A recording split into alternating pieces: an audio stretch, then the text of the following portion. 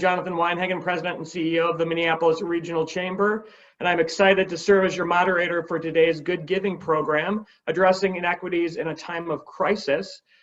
We have been in a virtual format for so long that my notes no longer even acknowledge the fact that we wish we could be together in person. However, we certainly do, but grateful to have this opportunity in a virtual environment to connect and share great information and learnings. I'd like to start by taking a moment to thank our sponsors. This series is supported by our friends at Sunrise Banks and Target. Before I introduce our incredible speakers today and get the conversation started, I'd like to ask all of you who are watching and participating today to complete a poll so that we have a good sense of who is in the audience. Let us know if you're a representative of a nonprofit organization, a business, or work for some other type of organization. We're going to give everybody a moment to complete this exercise. While we're doing that, I'll take a minute to remind all of you that your audio and video is disabled for participants. We will be taking questions for our panelists towards the end through the Q&A function. We'd ask that you refrain from using the chat feature unless you want to communicate some sort of technical issue during the course of the webinar, and our team will be sure to help you out as we go along. So we will give folks just another minute to answer the poll question here.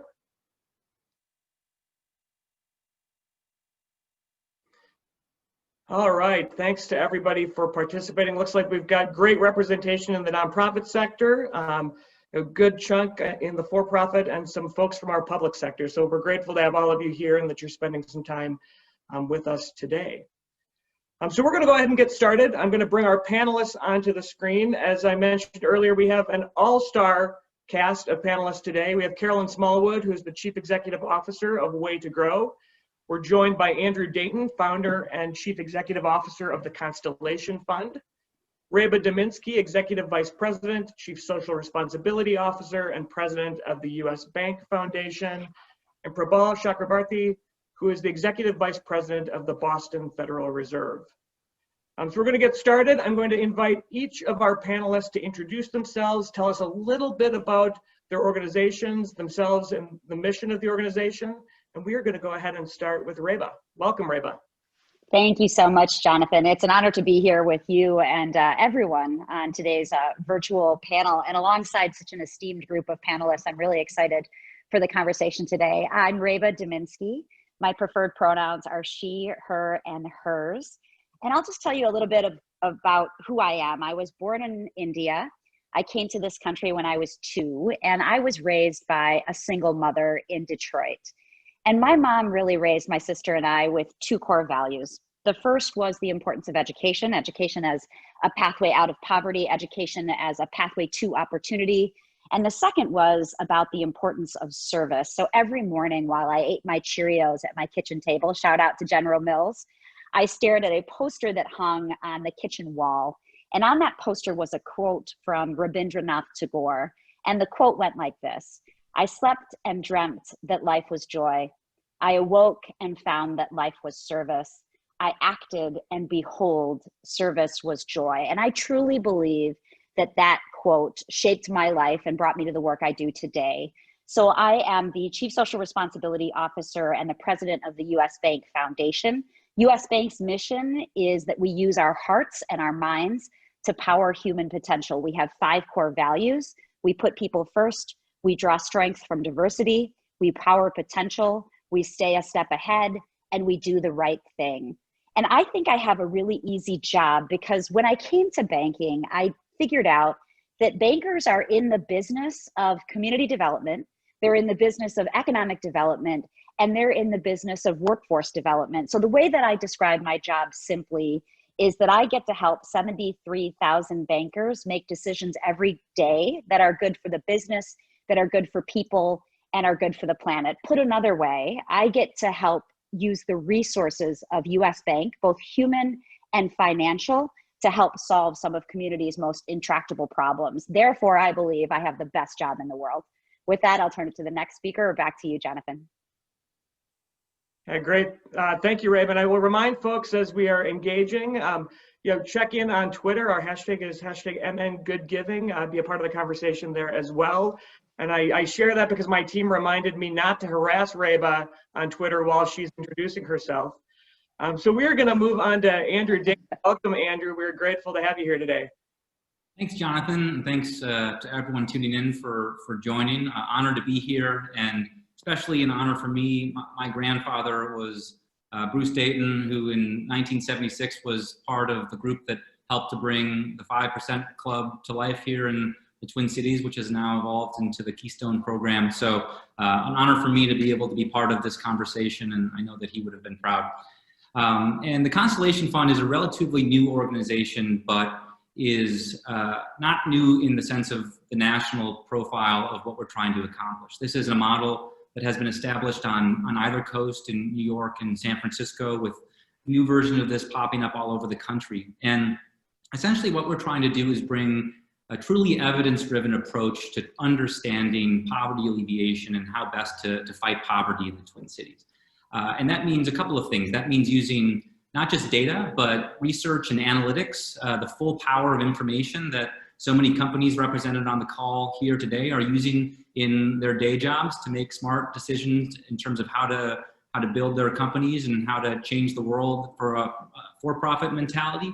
Bringing some of those tools to philanthropy to help us better understand, out of the thousands of organizations that are operating in the Twin Cities and around our community, which are the organizations that are creating the biggest long-term impact based on evidence.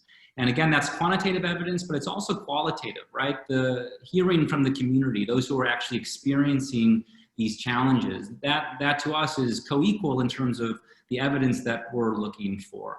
And the goal then is to raise money. We raise resources from private individuals, from other foundations, and have been growing pretty quickly in the 2 years we've been doing this.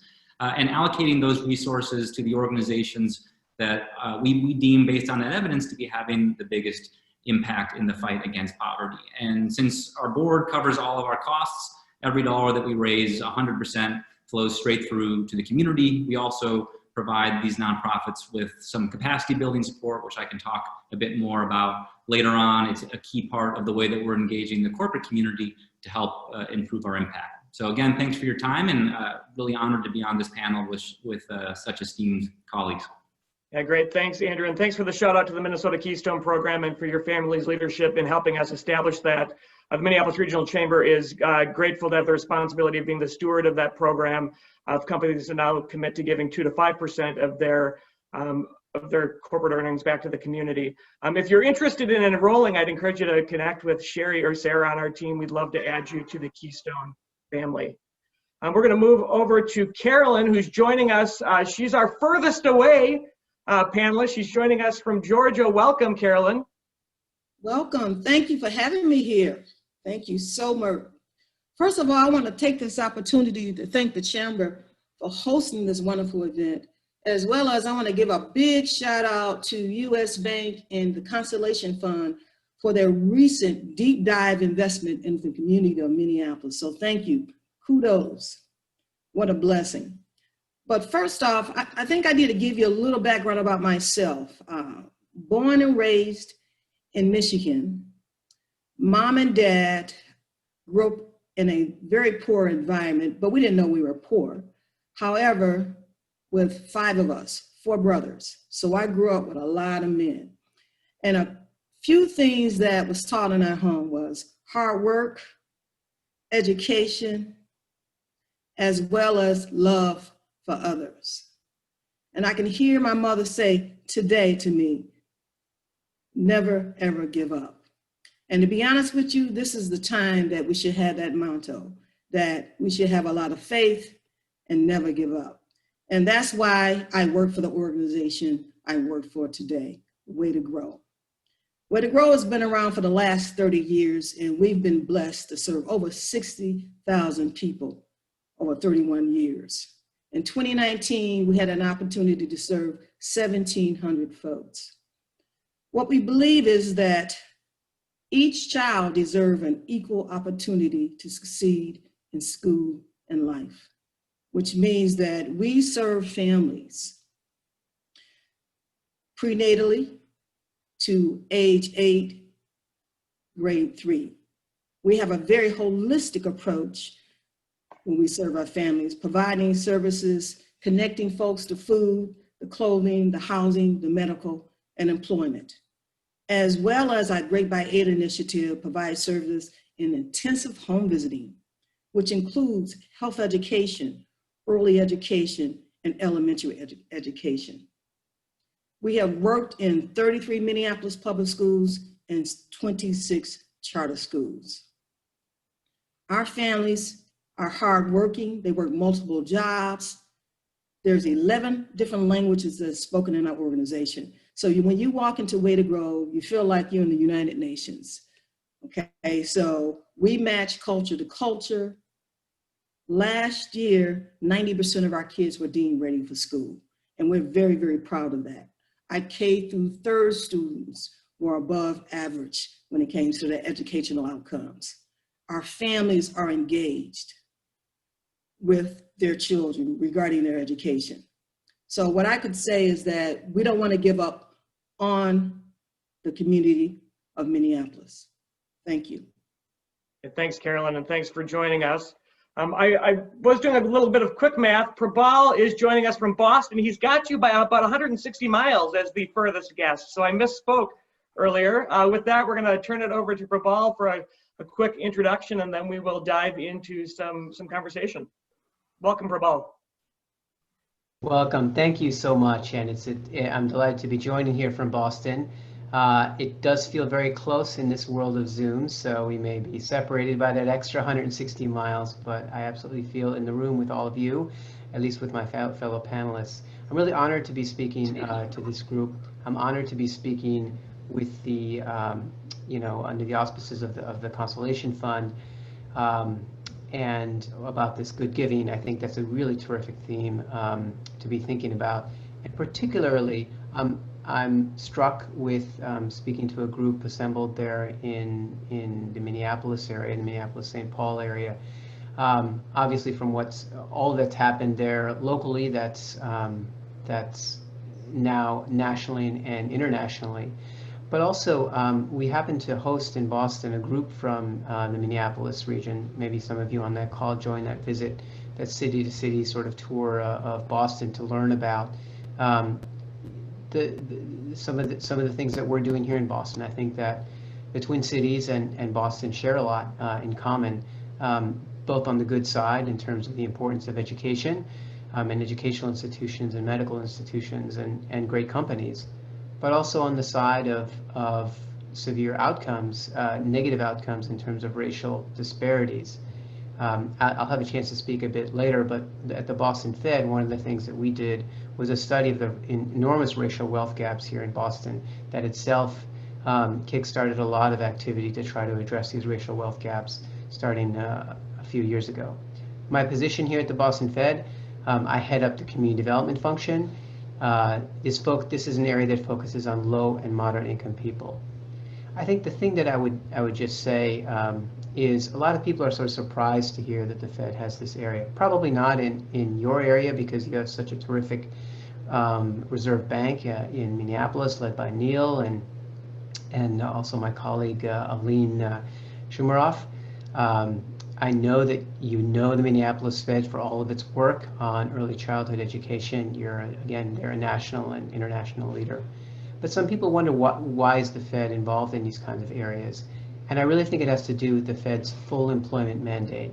You see Chair Powell and Bernanke going back to Yellen and Greenspan talking about interest rates, but they're also talking about employment, full employment. And we believe that without markets working everywhere, without the labor markets working everywhere, we haven't fulfilled our mandate. So I'll be talking in my time about a couple of efforts we have.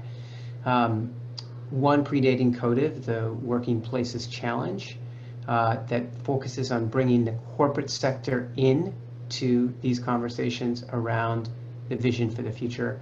And then the second around the Main Streets Lending Program, which is designed in response to COVID and has now newly created a nonprofit lending facility.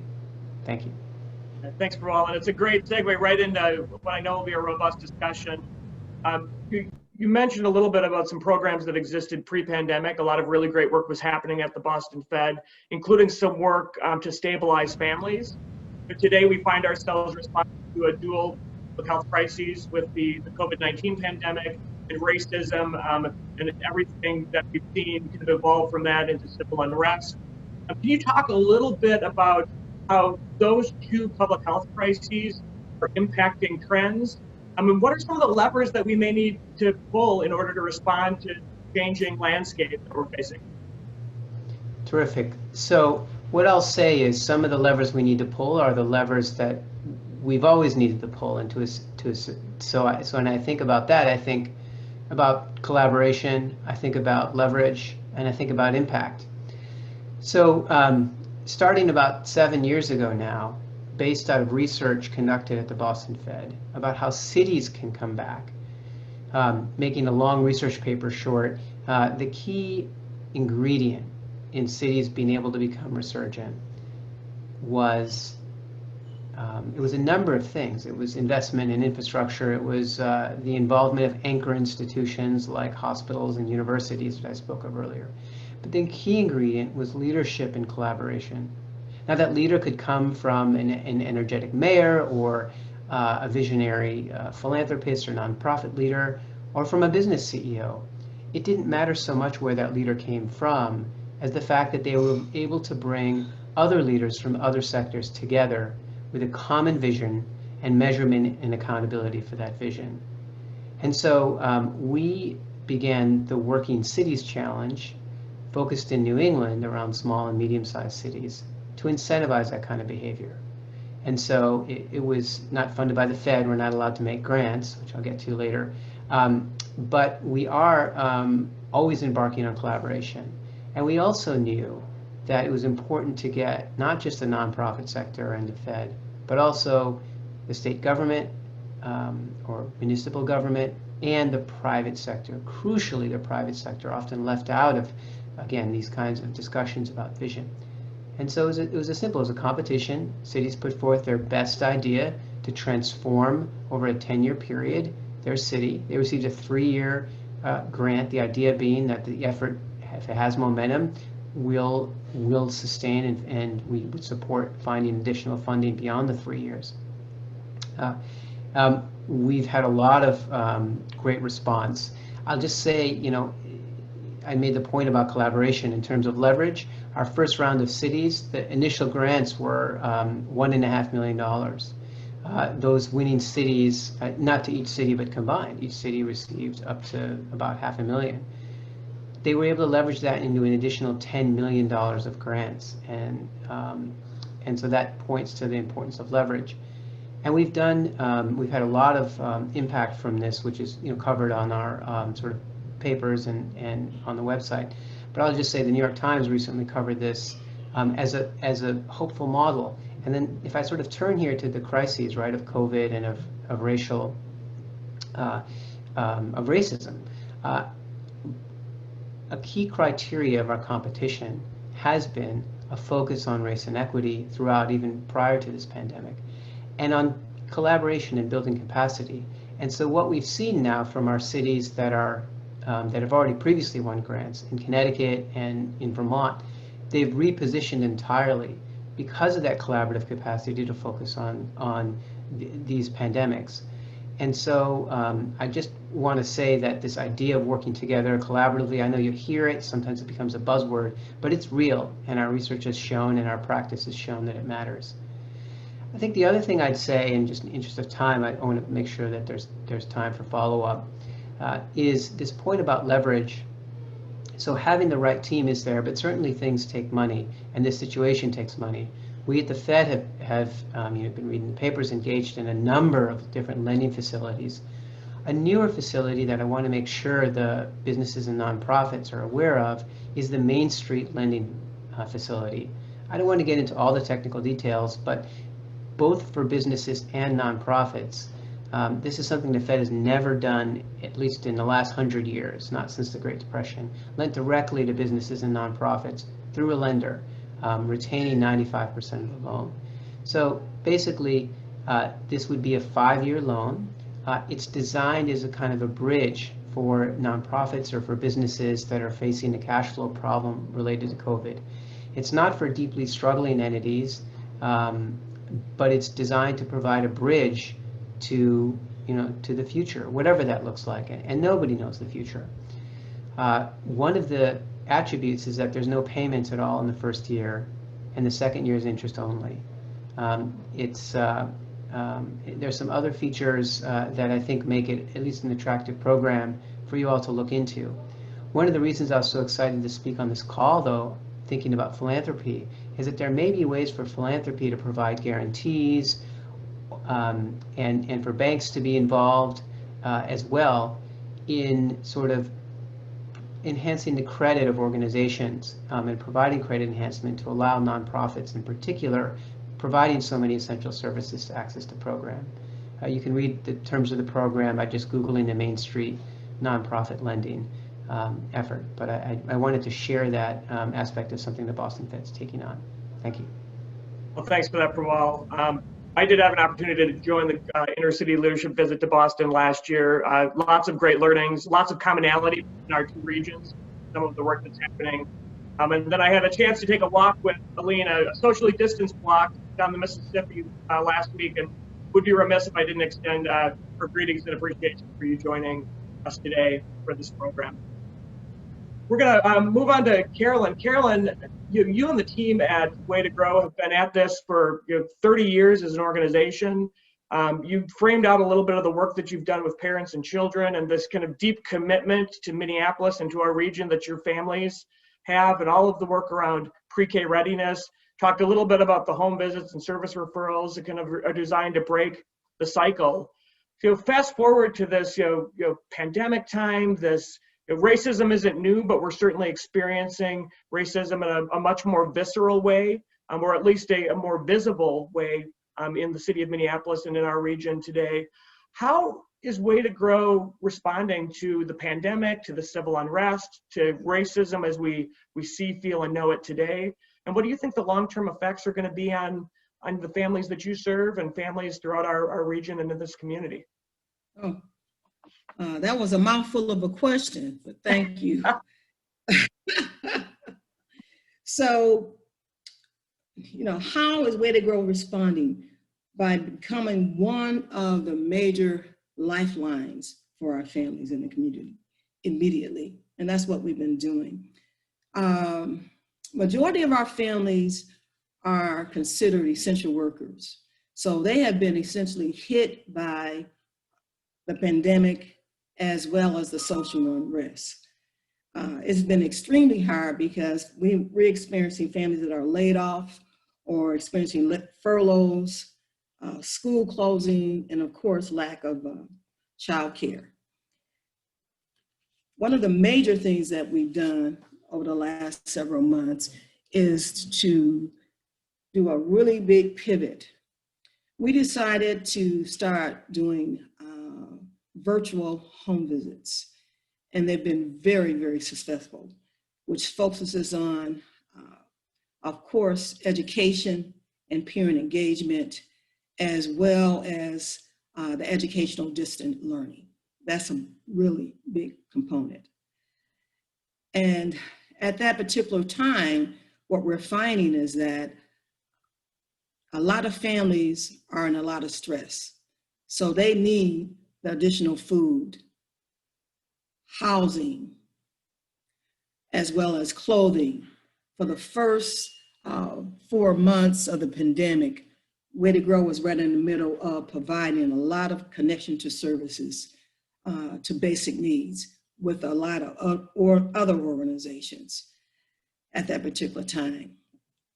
But what we're beginning to find is that families are really even more engaged and determined to make sure their children are receiving some form of education in a home. And they're experiencing a lack of technology. So we've had to step up and provide technology for our families, as well as with the support of other organizations as well. We've had to step up and provide additional resources and connections to mental health services because there's been a lot of stress. Way to Grow plays a major role in creating calm within the environment in which our families are living. So they are depending on our family educators that work one-on-one with them on a regular basis. And that's the social and emotional component. And we're anticipating long-term impacts, and I'll get into that in a minute. But what we're finding also is that our home visit has increased between 25 to 30%, which means that our families are even more engaged, and that the services that we're providing is needed even more. That's what I call this holistic wraparound approach has always been effective. Meaning, if we're working with a parent one-on-one, they are being able to pass that knowledge on to other parents that we do not touch. And that's what we're finding. We're pretty excited about that. The word is really getting out as far as there's additional resources, there's additional supports for our families at the particular time. I'll give you a quick story, since I am the only nonprofit that's on this panel, I think. A parent called the other day and she wanted to thank all the organizations, but she didn't know all the organizations' names, for providing resources to her and other families in the community, especially in South Minneapolis. She said that she had been working hard all her life and she felt she hadn't gotten anywhere. But this situation has opened her eyes that with a little bit of help from each other and collaboration, I just heard that word collaboration, we can make things better for everybody. And she said to me, thank you for not giving up on us. And thank you for remembering that we're here. To me, that's powerful. What that did was that motivated our organization even more at a particular time. You know, some folks don't necessarily like to talk about racism or use the word racism, but I'm here to tell you that being anti-racist doesn't necessarily mean that we have to sit on our laurels. That means that we've had to put our words and our vision and our knowledge in action to help other folks. That's the bottom line. Education. Minnesota is one of the worst when it comes to educational disparities. Employment, fair wages. Minnesota is considered one of the worst as far as fair wages for people of color. It's a known fact. So I can go on and on about some of the large disparities that exist. And as a result of COVID, and while we are in the middle of social unrest, it's gonna get deeper. It has gotten deeper.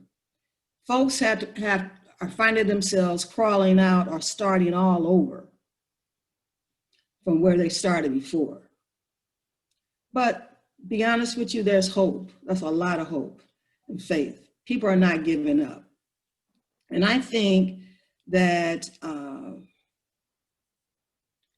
with systematic changes, and we'll talk about that later, as well as deep dive on the work, wraparound services with a focus in particular areas, I think we have a chance to move forward as a state and as a nation, to be perfectly honest with you. One of my major concerns at this particular time for a lot of our families is that, and children especially, is this distant learning. Our children are going to fall farther behind if we do not come up with tools and a mechanism and a strategy to deal with this distant learning. That's one piece. Another piece, the long-term effects, unemployment. Folks are going to have to be able to reinvent themselves, to position themselves for new opportunities. And what I'm afraid of, all the new opportunities are going to go to the more affluent areas, to be perfectly honest with you. I'm concerned about that. So we need to focus more on the areas or the communities that really need the most help. Again, I indicated that there's a lot of hope, a lot of determination. And to be honest with you, I'm very proud, on the other hand, to be able to live in one of the states that has a great reputation for their philanthropic efforts. I think it's a time for all of us to step up even higher when it comes to helping other folks in our community. I also feel that we need to really take a really deep look at social unrest. There's a whole lot of things that we can be doing to solve this issue. You know, 2 days ago, another Black man was shot. That's pretty significant. It's time for us all to step up and have a voice in that. I was excited and have been excited about the faces of all races stepping up, saying enough is enough. And enough is enough, which means that we're going to have to deal with the social unrest directly. We're going to have to deal with the economic gap. We're going to have to deal with the education gap. We're going to have to provide services over and over again until we get it right. But what I asked is that I think the biggest piece is that we got to invest into the things that are working, that are showing a level of impact. And we have to move strategically and ask the folks that are being impacted by all of this, what is needed? We got to listen. And I think that is one of the most important things that we can do, is step up and listen and give them a voice. Well, Carolyn, I think you're exactly right. And I think you've raised a really important point here. You know, the unrest that we're experiencing in Wisconsin right now, you know, a city on fire, precipitated by the shooting of Jacob Blake. But let's not forget that that's on the heels of a global pandemic that has, you know, once again disproportionately impacted people of color, particularly Black people. But what we're really responding to is 400 to 500 years of structural, historical, institutional racism and oppression across this country. You know, the same thing with the murder of George Floyd. And you said we need to be strategic about change. So I'm excited to welcome Andrew Dayton, who's going to talk a little bit about, you know, the Constellations Fund approach to leveraging data and the lived experience and putting that at the center of grant making. They've done quite a bit of work in, well, certainly over the course of the last several years, but in recent weeks, really digging in to try to get a better understanding of the landscape of poverty in Minnesota and what that may look like post-pandemic.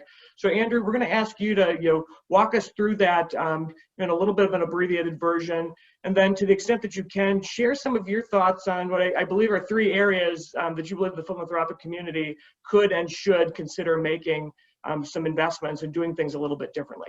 Sure. Well, thanks. And as Carolyn pointed to, it's important to invest in what's working and what works, and that's what Constellation is designed to do. And as I mentioned, that's using data. And I think one distinction that we make, data is a part of this understanding, but what we're really trying to get to is ultimate impact. And the challenge with data is that data often tells an output story versus an outcome story. Output being how many people did we serve versus outcome, what actually happened to their lives once we served them. And that's harder to get to, and it involves using research, it involves using longitudinal data, census information, local demographic information. We're working with some of Prabal's colleagues over at the Minneapolis Fed and other economists and experts around the community to really help us do these evaluations and create a benefit cost approach to understanding which are the interventions having the biggest impact. But in addition to that quantitative work, we also need to be listening to the community and acknowledging the changing landscapes of the community. And obviously in the last couple months, the landscapes have changed dramatically. If you look at first the impact of COVID-19 and then the murder of George Floyd and the subsequent unrest. And one of the things that we looked at, we saw spikes in need everywhere. We saw resources flowing out into the community from philanthropic partners, from federal partners, state partners, but we didn't see an understanding as to where the gaps were. Where were the needs spiking, but those resources not flowing? And so we did a landscape analysis, as you referenced, which I think the team at the Chamber is going to send out after this. But a couple key takeaways. So the federal funding for COVID-19 relief, $2.4 trillion, about $500 million of investment from the state of Minnesota, which is unprecedented. But if you look at where that's going, it's not necessarily getting to all the places that we know are key to fight poverty in particular. So roughly 60% of the federal stimulus dollars went to economic recovery, unemployment, and the public health response. About 80% of the Minnesota investment at the state level went to focus on healthcare costs. And if you look at these other key areas, education, food and housing, those three key areas combined received less than 4% of federal stimulus dollars. So key areas that we know are instrumental to fighting poverty, but that weren't part of this public recovery, which is where most of the resources are coming from. And we also know that there are communities who are being left out of this recovery and hit hardest. People of color in the state are filing for unemployment at more than twice the rate of white workers. An estimated 80,000 undocumented workers have been unable to access these public dollars. So all of this information is helpful from our perspective into seeing where some of the gaps are and where philanthropy can be most impactful. And we use that along with our evaluations to create a three-phased approach: relieve, respond, and redouble. Relieve, which meant we need to focus on pressing immediate needs that are spiking today. Response, what can we do to think about midterm approaches to addressing these challenges? And then redoubling, which is doubling down, tripling down on those types of interventions that we know based on this evidence are creating the longest term impact. And it's hard to pick three, but real quickly, I'll give you three examples of some areas and organizations that we found a lot of deep impact in. On the relief front, one I would point to is mental health, which is a huge issue for obvious reasons. All of us are experiencing strains on our mental health, but especially those who are experiencing poverty, communities of color who are experiencing this racism day to day, and it's the unrest in ways that folks like I am not. And less than 1% of the federal stimulus has gone to areas that can be used for mental health, and zero state dollars have gone in that direction. So there's an organization, one of our grantees, for example, Mental Health Resources, that we think is doing really impactful work on this issue. In a response area, and this is something that Carolyn pointed to in terms of helping people reinvent themselves, we've been seeing an opportunity to invest in reskilling workers, and a small sliver of the federal stimulus, much of which has gone to unemployment, has gone to helping people reinvent themselves in these ways. So another grantee that we're really excited about, called Tech Dump, is doing really innovative work on giving folks on-the-job training, especially individuals with barriers to employment around mental health issues, criminal histories, homelessness. And then third, and then I'll shut up here, is this idea of redoubling. So how can we double, triple down on what we know is going to have the longest term poverty fighting impact? And if you look at, again, the federal stimulus, huge amounts of resources, less than 2% has gone to education, which we know is so key, and has long-term ripple effects that I'm happy to get into. And this is an easy one to point to as a highlight. Carolyn's work at Way to Grow it's an organization that we believe really strongly in. Usually we keep the ROIs confidential of our organization, but Carolyn, through an op-ed written by Art Rolnick, was willing to highlight an over 10-to-1 return on investment in terms of the work that she's creating. That's every dollar that we spend is creating 10 times the poverty fighting impact.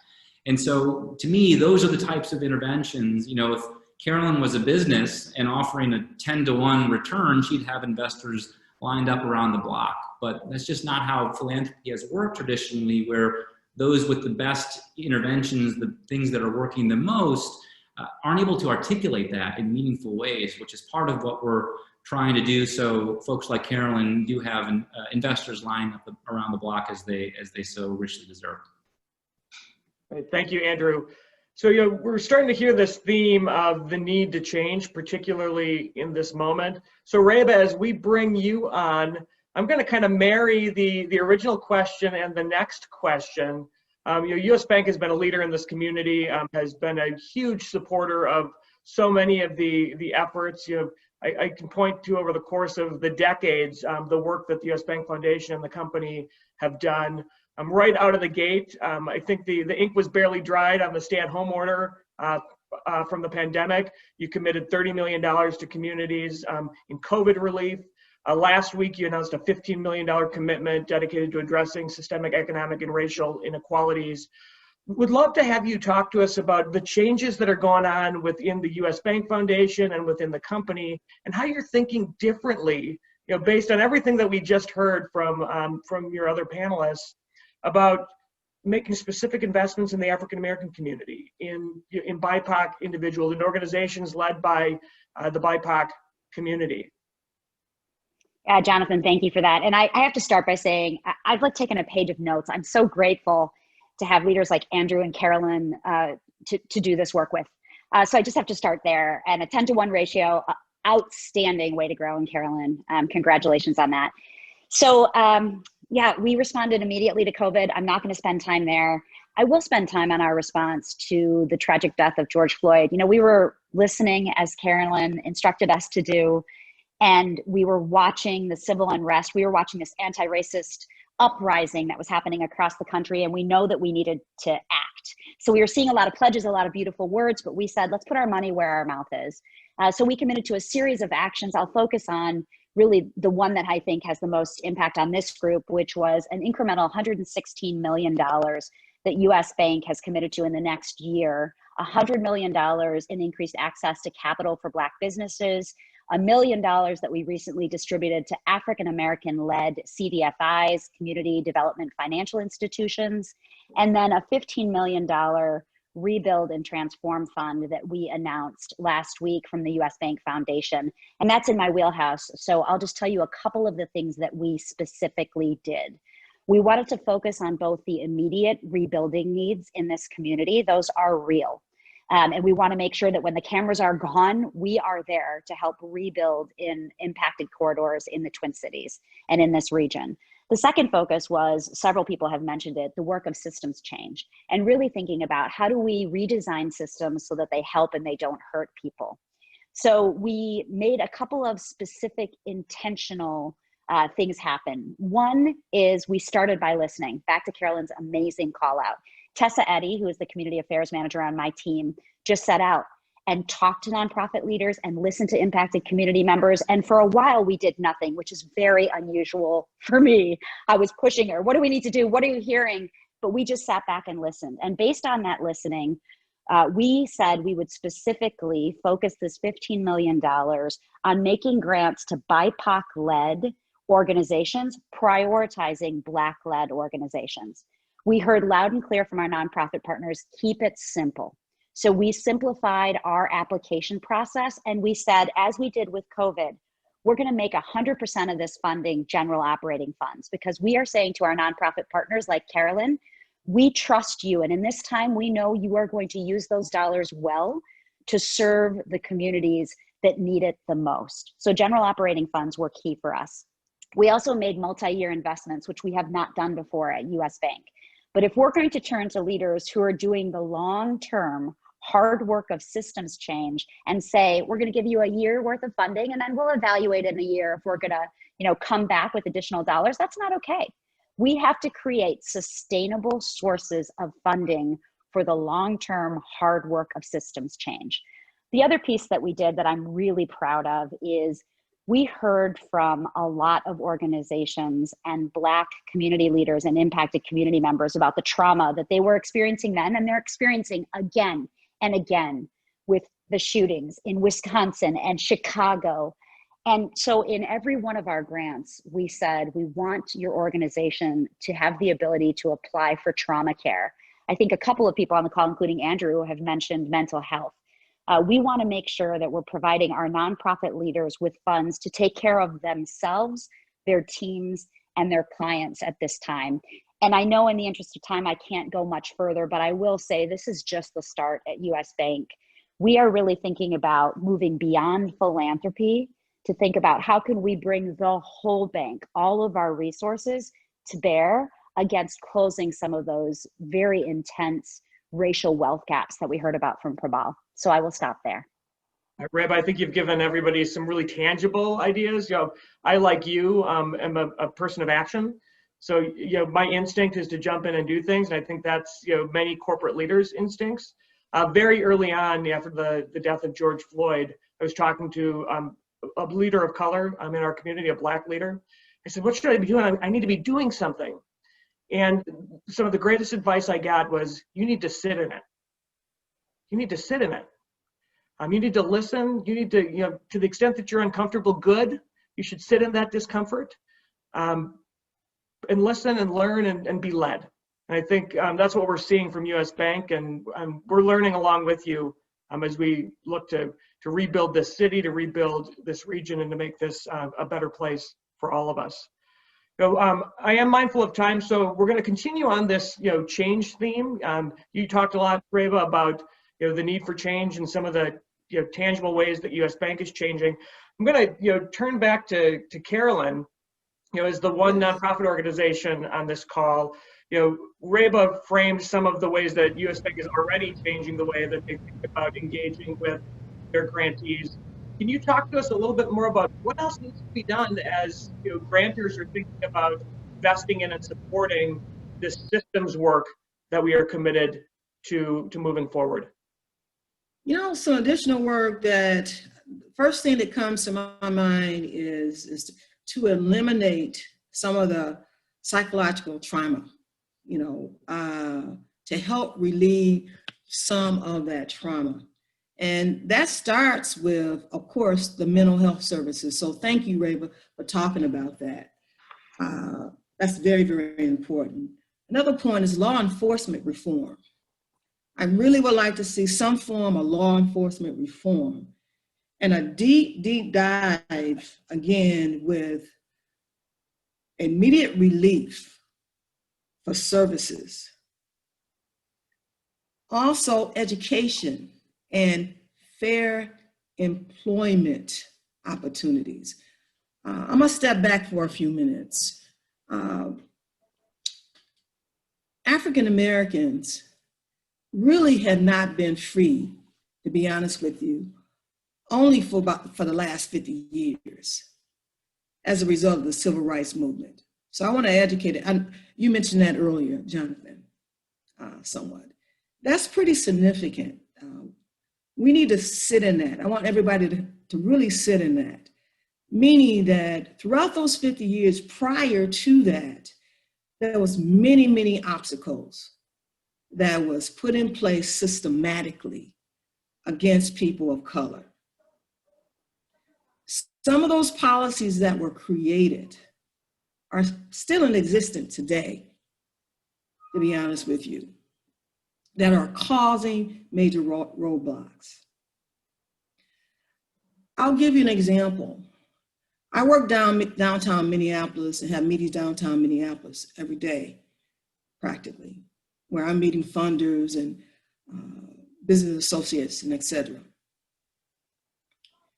To be honest with you, I'm gonna get candid with you.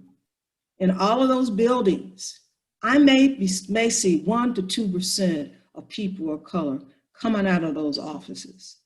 But you know who I see cleaning the floors? Are people of color. That sends a message to our children, our families, our young African-American men and women, Latino brothers and sisters out there. It sends a message.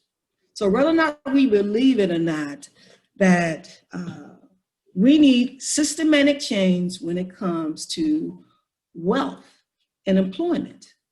Businesses, fantastic. But job opportunity, yes. We need to provide equal opportunity for everybody to succeed. Systematically, that needs to be changed. Education, same form. The disparities among children of color is outrageous. And to be honest with you, we can fix this thing, whether or not folks believe it or not. And Jonathan, you made a very good point, as well as the other panelists, about listening and stepping up and sitting in some of the things that are happening, and really opening our eyes. You know, it's a lot of brilliant folks that's on this panel, as well as probably listening. Some of the system change that we're talking about can be created, you know, within a matter of a year. And what's missing here, to be honest with you, is the will to do it. It's not the smarts, it's the will. We have to decide that we're gonna own some of this stuff ourselves and really own it. What I mean own it, that means that a lot of folks don't know is this. If you serve another community, like the African-American community, Latino community, and et cetera, you make your life better for everybody else. You really do. And that's a known fact. Everybody knows that. We need to step up when it comes to childcare. People need affordable childcare on a regular basis so they can work. We have a system set up now where people that are in need, that are working multiple jobs, that may receive some form of assistance from the state, they're penalized just because they may make an extra $100. They may lose their subsidy. Or you may have a group of families that are right on the edge of being middle class that still can't afford childcare and they can't get to work. So, you know, be honest with you, I can go on and on and on. There's systematic work that we can do, but also there's groundwork that we need to do. And I think they need to be working hand in hand. One can't operate without the other. While we developing these policies.